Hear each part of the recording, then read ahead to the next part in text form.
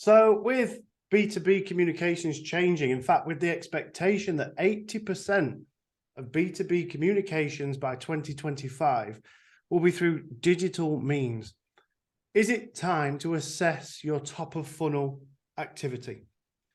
We might have personal networks, but with 44% of your buyers not really wanting to engage with you at all, how are you showing up? Your networks have value, but if you're just shouting from the stage to buy my stuff, is it really going to be of benefit to you? How can you engage and communicate in a much more meaningful, long-term way? I want to talk about the power of community, and I'm a big fan and advocate of building a space for your fans, for your customers. But rather than just being an advocate for it, I want to get the expert of it. And so much so, he's an expert of community. He's written the book about building communities. Published author of Belonging to the Brand and Known. Mark Schaefer, who you can see on screen here, is championing the fact that building a community is the last great marketing strategy. I'm delighted to be chatting to him today. Mark, good evening from the UK. Good afternoon to where you are in the States. Please introduce yourself. Tell us who you are, what you do, and how do you help companies and individuals? Yeah, thank you. When you were introducing, saying, well, we needed to get the expert here to explain this, I thought, well, you're probably going to say, well, we couldn't get him, but we've got Mark. So I was prepared for that. Yeah, I mean, I help companies with marketing strategy. I am a college educator. I'm a keynote speaker, and I'm an author. I've written 10 books. And the book we're going to be talking about today, Belonging to the Brand, is actually my 10th book. I think the thing that ties together everything that I do, Rob, is I think the trajectory of my career is helping people stand out above the noise. We live in such a noisy world. It's getting worse. It's getting more complicated day by day. And we need new strategies. I'm just not the kind of person to say, oh, well, the world is hard. Too bad, we lose. I want to figure it out. And that's been the path of my career. Brilliant. And your work around community, what triggered that? Is it something you've observed? Is it a sort of learned and lived experience in your professional life that you now share with others? When did the power of community pop up? Has it always been there, or is it something new that's come with digital, do you think? Well, community is not a new idea. It's not only an old idea, it's an essential idea. We need community psychologically, sociologically. Something I learned as I was writing the book, even there are aspects of our physiology we need community for to be successful and healthy. The thing that's different about community now, I think there's a couple things going on, Rob. First of all, it's so ironic that we seemingly have so many new ways to connect, and yet we live in a world that's more lonely, more isolated, and more depressed than ever. I don't know what you're seeing in the UK, but here in America, it's in the news every day. Most notably with young people, our children, our teenagers. There was an article recently in the New York Times. The headline was "The Loneliest Generation," with just heartbreaking statistics and research and evidence that shows our children are longing to belong. And it's not just children, it's people everywhere. I know in the UK, they created a ministry of loneliness to help people connect. So that's number one. Number two, why now? Traditional marketing doesn't work like it used to. We just talked about this noisy world. And I mean, nobody sees your ads anymore. Nobody hears your ads anymore. It's complicated, and it's getting more difficult, more expensive to stand out. We need alternatives. The third thing, why now, is because there's a lot of money going into new ways to belong, new ways to connect to communities. Specifically, I'm talking about Web3, metaverse, even things like NFTs. These things might be complicated. There's a lot of jargon around them, but when you cut through all that, it's really helping people belong in new ways. So, number one, we need new marketing alternatives. Number two, people are longing to belong. Number three, the world is creating lots of new ways to belong. This is why I say this is the time we need to be considering community as a brand marketing strategy. It has been almost entirely overlooked in that capacity. And I think it's the most overlooked opportunity in the history of marketing opportunities. No, and I agree, Mark. I think the power of communities, and we're going to dig into this a little bit as we have a natter. It's incredible opportunity that often gets overlooked as something that's not for me. It's not for my space. And I want to touch on some of those objections that we hear in a little while. But I think it follows on quite nicely from your work in Known. We talk a lot about the work we do here, that people buy from people like themselves, and creating your community is an option that's available for everyone. How do you think an individual can shift from that mindset of just being someone who talks at people to a person that triggers, I guess it'd be peer-to-peer communication? Why should I? What mindset do I need to adapt here? You say it's the new great marketing strategy. How can an individual grasp that and show their impact, do you think, on that? Well, let me answer that two ways. First of all, great question. I think, well, first of all, we don't, when people are shouting at us, we don't listen to it anymore. We don't believe it anymore. We don't want it anymore. We pay more to avoid it. We're in a streaming economy. I would say our consumption of advertising messages as a society is probably down 95% in the last 5 years, because we're watching Netflix and we're watching Amazon Prime and we're listening to Spotify. We don't hear ads, and we're listening to audiobooks and we don't hear ads. So we've got to cut through in a different way. And I think there is this unifying idea behind personal brands, behind community, that instead of talking to people and shouting at people, we're creating this kinship.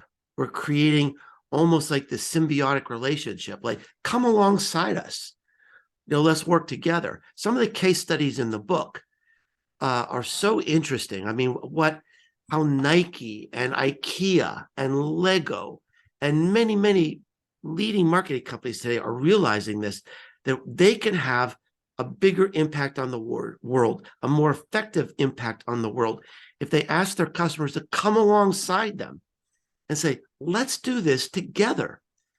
So it's an interesting idea, isn't it? That really marketing is becoming a mutual activity. I think that's one of it's exciting to think about. I like that marketing is becoming a mutual activity. And I think we see these platforms, I'm sure in your experiences, you see it daily, where we see it almost as a stage to shout at people. And we take so much time building our personal networks. But one of the things that was most striking and leapt out of the book for me, Mark, was the definition between an audience and a community. And I think some of those listening to this might struggle with, well, what's a community? It's just people in my LinkedIn network. So right. I'd be delighted to hear if you could help the viewers and listeners on this. Just maybe a head start on how this works for them would be to define the difference between an audience and a community, if you could do so. I think one of the most useful ideas in the book is what I call this emotional continuum. So almost everybody today, even B2B, you've got some presence on social media. That's part of your marketing presence, and that's awesome. But as you probably know, if you're working in marketing today, your connections on social media are weak relational links. if you go onto social media and say, hey, everybody, visit us at our trade booth, it's probably not going to work. Now, social media is awesome because you can connect to people you've never connected to before. So it represents vast potential. The real idea is, what if we can get those weak relational links to become more interested in what we do so that they'll sign up for our blog, our podcast, our webinars, our information series, our YouTube series. So now they're part of an audience. They've opted in to us. That is a stronger emotional connection, because when they opt in and become part of the audience, they're saying, it's okay for you to market to me. I'm interested in you. I believe in you. Now, unfortunately, that's where most marketing stops. What I'm suggesting is the ultimate connection is community, because in an audience, it's not a community, because in a community, it's like your neighborhood. In a community, people know each other, right? There's three distinguishing ideas. Number one, a community, there's communion. People know each other, they collaborate, they help each other, they nurture each other. Number two, there's a powerful reason to gather. There's a unifying purpose. So it could be, we want to change something, we want to learn something, we want to grow something, we want to create something together. And then the third idea is that a community is dynamic and organic. It grows and shifts and changes as the community grows. So it's not like a mission statement. It's not like, here's our, it's not like, this is our strategy. It's like, here's why we're going to gather. And that may change over time, but that's important because it keeps it relevant, and it keeps you relevant as a brand. Perhaps that's the most powerful benefit, potentially, of a brand community. Absolutely. And I've just highlighted their point too that you mentioned, the reason to gather. I guess you must have seen in your experience that people say, a community sounds great, Mark. It's a reason to shout at them to buy my stuff again. Yeah. That's the reason why most communities fail. But you bring up, you're joking, but you're bringing up an interesting point. And this is a key differentiation in the marketing mindset to succeed with community. So in marketing, one of the things we're obsessed with is, what is our message? What is our point of differentiation? So in B2B, it might be, well, I don't know. We have the most efficient, we have the most reliable supply chain in the industry. We have a 99.9% delivery rate. That is great. That is important. That is significant. However, that is not a reason to gather. No one's going to join a community because you deliver really good. So that's a great marketing point of differentiation, but it's not. So a reason to gather is, how does your purpose as a company or an organization, how does that intersect with the purpose of your customers? And how can you be better, grow faster, have a bigger impact on the world if your customers come along for the ride, if they're right beside you? It's a really interesting idea. And it's, like I said, it's almost completely overlooked. One of the things that's so exciting to me, someone pointed this out the other day. I said, Mark, this might be the most exciting new concept since the internet. When was the last time we had like a completely new concept to think about in, not, especially in B2B, I think. where we're in B2B, so often we're just in this iteration. We need to do a little bit better on this, and we need to do a little bit better on that. We need to just do a little bit better on our open rate on our emails. This is an entirely new idea to think about, and so it's exciting. No, it's interesting. Yeah, obviously with the focus around B2B, it's interesting where people do lend to, we've always done it like this, so why should we change? Is there anybody that thinks that way in marketing anymore? Oh, you'd be surprised, Mark. Yeah. Or our customers are different, or oh my goodness, it sounds like it takes so much time. You don't understand. We're different.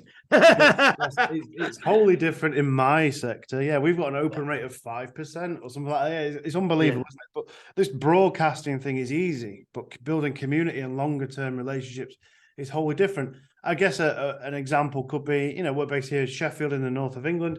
Plan Grow Do, our B2B sales training organization. No one wakes up wanting to buy sales. I don't want to buy sales training. It's boring. It's naff. But we're on a mission to try and change the face of sales and B2B in the region. Do you want to be a part of changing that? Absolutely. Great. What a great reason. That's a great unifying purpose. That would make a great community. Yeah, let's change the face of B2B sales in the region. Yeah. So I do think, and we'll come on to this in a bit, I do think many sectors can have a community if you just think outside of being so linear. This is what we've always done. Let's think differently. Think about what our customers or potential customers want. We talk a lot, Mark, about communities, and we've referenced naturally it gravitates to digital. Does a community have to be digital? Can it exist in the physical space in a professional setting? I mean, you mentioned neighborhood. Great. I know my neighbors. I don't necessarily like them all, but they're all on the same street. In a professional setting, is digital the easy way, or can it be physical as well? There's every flavor, but I think even with digital, there's almost always a real life physical component. The biggest community I profiled in my book, and by the way, there's case studies that fit everybody here. There's B2B, there's B2C, there's big companies, there's little companies, there's industrial companies. There's even a case study that's a stay-at-home mom raising 5 kids that has a community of 50,000 people. One of the biggest communities, it might be the biggest community anywhere, is Twitch. Twitch is a community where it's like people watching other people play video games. And some of those famous gamers create their sub communities, and then they have sub communities. But they even have conferences because this magic happens when you see people face to face. I have a community. We're dedicated for about exploring the future of marketing together. And, it started in the pandemic. Being online is the only option we had. And now in June, we're going to have our first live event. I don't know if this is brilliant or stupid, but we're having it at my house. I hope you've got a big house, Mark. No, it's not. If the weather is nice, it's going to be brilliant. If the weather's not nice, it's going to be very crowded. But people are coming from all over the world. And it's like, what? Really? We're going to have someone from Australia. We're going to have someone from England. We're going to have someone from Italy. We're going to have someone from Belgium. We're having people from Canada. And they're all flying in, and because they just want to see each other. And I know that's going to change everything. It's going to create new bonds, new collaborations, new relationships. And so I think it's a hybrid kind of idea. No, we advocate a lot about, don't just see physical as a thing or online as a thing. We live a digital world and we live a physical world. We're chatting through the power of Zoom in 2 different continents right now because of digital. I think there's an element of people that say you can't beat face to face. Absolutely, I agree. Getting together in a space, coming to Mark's house sounds absolutely brilliant. But the longer term touch points that digital can support, that I guess make the physical intervention last longer, if that makes sense. You almost like bleed out the value from it, from what happened at point X. So absolutely, I'm glad you mentioned about the joining up of the physical and the Sure. digital world. I mean, that's still important. It really is. I think, Rob, certainly you can create meaningful relationships online. You know, you can. But I mean, what you miss is just the spontaneity, the serendipity, just looking someone in the eye for the first time and having a laugh and having a shared experience. And, you know, even when things go wrong, that's something to laugh about later and remember. So it'll be interesting to see as our world evolves. Certainly since the pandemic, it's more and more and more and more digital only. You know, in some ways, I think relationships and creativity will suffer.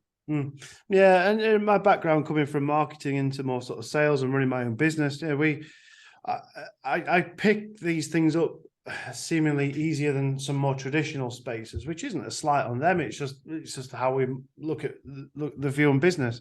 But I have one business project where we have a community of business owners, and the only time I'd met one chap was through this square on Zoom. So he'd seen about to my middle of my chest, and we get together. we got together in the first time we could after the pandemic in a training room, and he travelled from the north, way north of England, down to us. First time I see him, the first thing he says is, "You're slimmer than I thought you would be." And I was thinking, is that a compliment or? So yeah, that serendipity and communication and community can definitely have its benefits in a physical. Yeah. Anyway, let's get back to the questions. I wanted to touch around any sector. I alluded to it earlier, where I'm of the belief that any sector, any industry, any sector can have, if they desire, a community. Yeah. Do you agree? What I guess is the more obscure sectors that you might have seen thrive and flourish in that space? You know, when it comes to this sort of question, I'm very humble because you know, I don't know, you know, there could be things I'd just say, you know, no. I mean, I just don't get it. I don't know how you can create a community. However, the one example that always comes to mind here is, are you familiar with this brand Yeti? YETI? No, Maybe it's an American thing. Okay. So let me tell you this story because it'll kind of blow your mind. So about 7 or 8 years ago, I started seeing people wearing shirts and hats that said Yeti, YETI. And I thought, isn't that an ice cooler? Why would people be wearing shirts about an ice cooler? And that's exactly what it is. It's a freaking ice cooler. And this is a company that was, I believe they were founded in Texas. And they created this ice cooler that can absolutely withstand anything. They like gave it to a bear, and the bear couldn't open it. And it keeps things, you know, it'll keep things cold for days. So and you like you can stand on it, which apparently maybe if you're like on a fishing trip, you need to stand on it to catch a fish or something. But anyway, they created something that connected to the outdoor culture. And they created a community around hiking and fishing and being outdoors. And what they did, They did no advertising at all. What they did is they created a community of like people who were like fishing guides or hiking guides. So they're seen as authorities. Mm. And they let them try their products, and they gave them hats, and they gave them shirts, and they explained all the features. And then people are going on these trips and they see this ice cooler, and they want to know the story of the ice cooler, and it creates a movement. Now, if you go into a sporting goods store in America, there's a whole aisle of Yeti. There's Yeti. Let me see. Oh, look at this. This is a Yeti There you go. mug. There's Yeti mugs. There's Yeti coolers. There's Yeti, uh, you know, uh, anything to carry things. You got Yeti. They're even bringing out like Yeti shirts and stuff. So but for years and years and years, there was no advertising or promotion other than community. So that's a long way to say, can anybody build a community? If you can do it for an ice cooler, you could probably do it for anything. Can you stand on your mug there? could a bear get in the mug? It's Well, I bet you could stand on it. yeah. I've just made a note there. From what you're saying, it's almost like you're making the user the hero. It's like, look, we're empowering you to do this. We're enabling that to happen. So champion it. It's almost like you're making Well, yeah, I mean, the customer today is the marketer.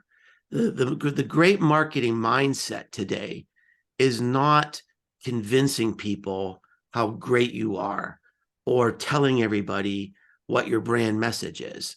The marketing mindset today is, how do you earn your way into the customer's narrative? How do you do something for the customer that is so extraordinary, so unmissable, so amazing that people talk about you? They can't wait to talk about you. That's the entire business case of Yeti. How do we create a story about this ice cooler that's so cool that everybody wants to talk about it? That you can't help but talk about it. And that's ice coolers. I mean, any industry can do it. I mean, what you're sort of suggesting there, Mark, though, is that it might take time. And on one of my questions I've got scribbled down here is an objection that we often hear from our traditional industries, traditional businesses, the dinosaur types, where they reference the fact of time. It's something new, it's going to take up too much time. We saw it with social media, we've seen it with digital. Now community, it's going to take a long time, that, Mark.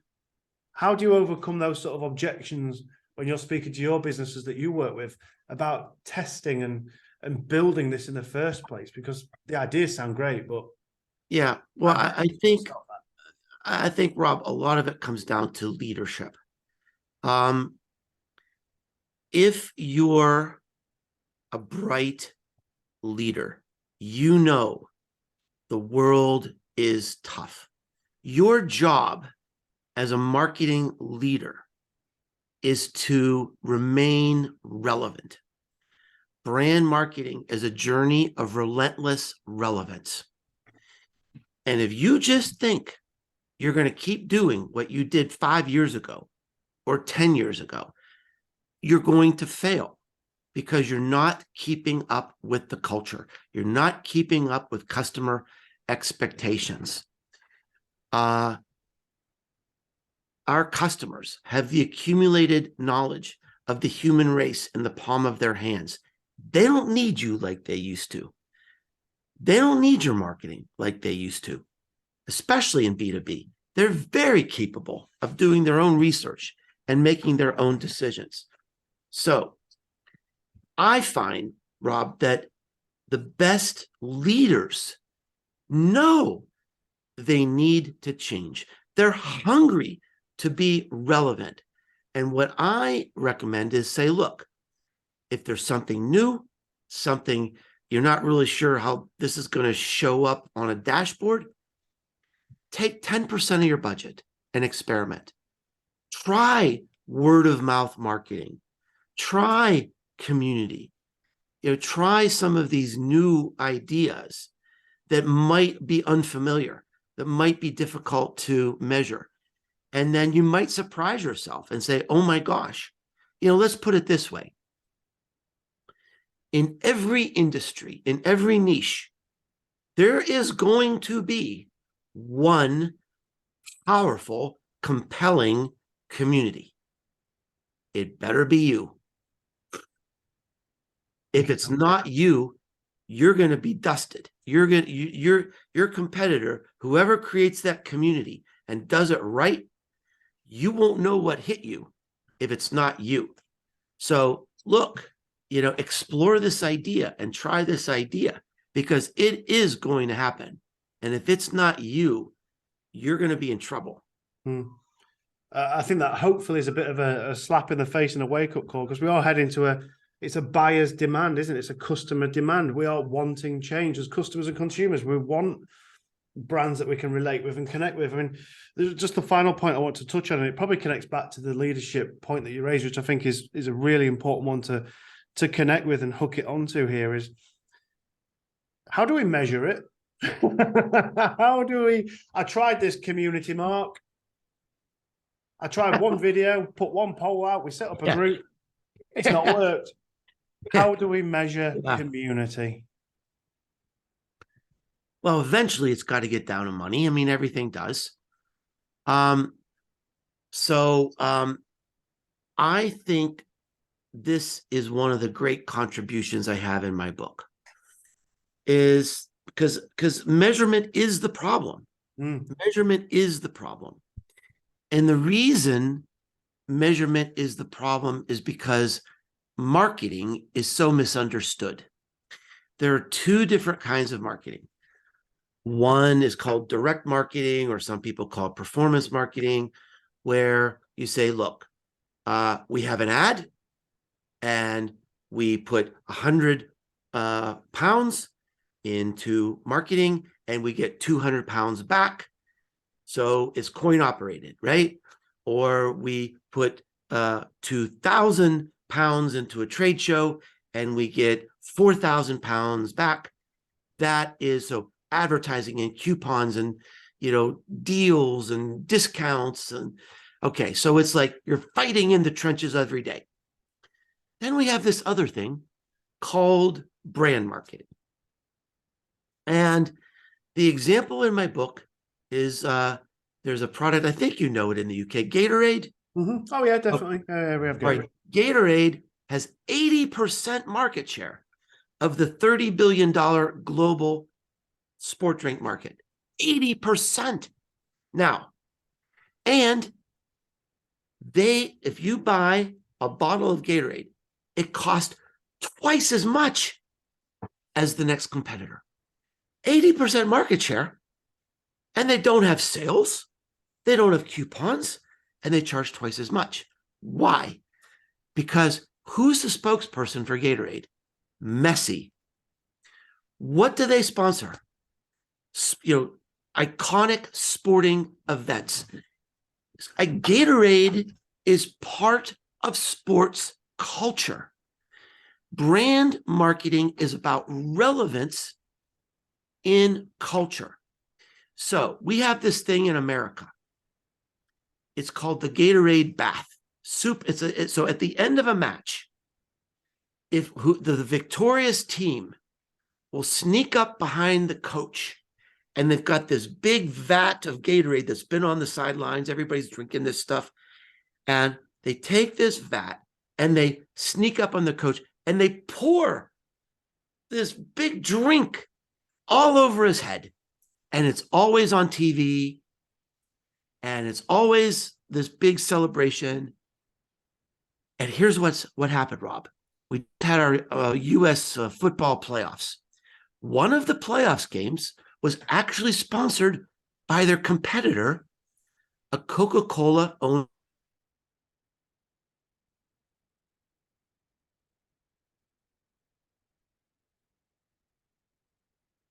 They sneak up on the coach. Here's what the sports announcer said. In this big game being seen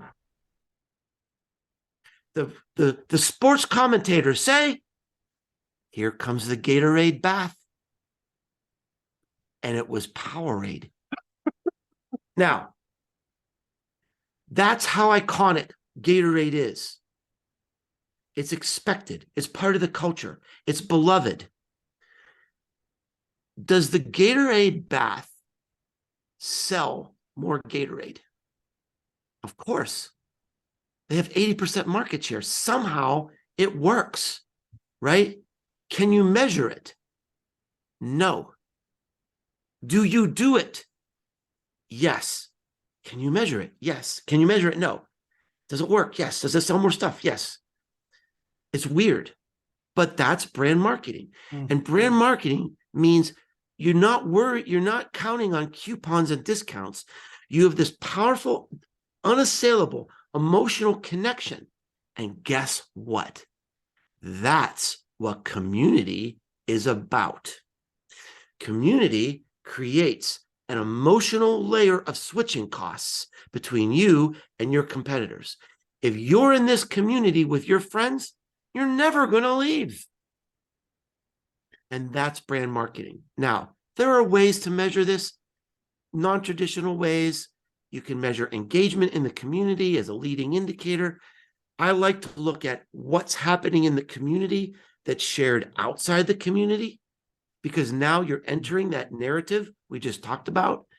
That's sort of easy to measure. There are new ways to measure it. Is it easily tied to dollars and cents? No. Is that going to frustrate marketing professionals?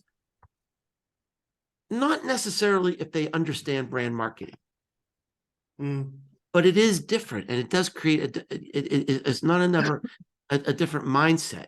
And it kind of gets back to this idea of, look, you can either keep up with the pace of culture or you can measure it.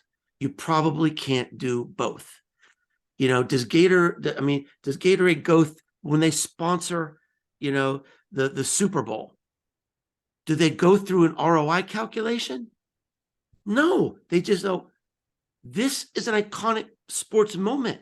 We must be there because we are the drink.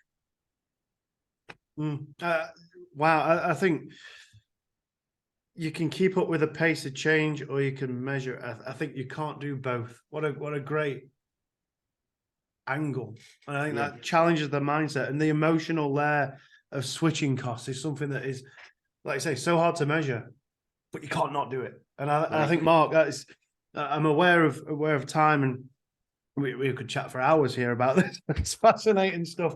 But Mark, you got so much packed into your book about the measurements, about the stories, countless case studies that are relevant B2B, B2C, learnings from B2C that you can apply to B2B.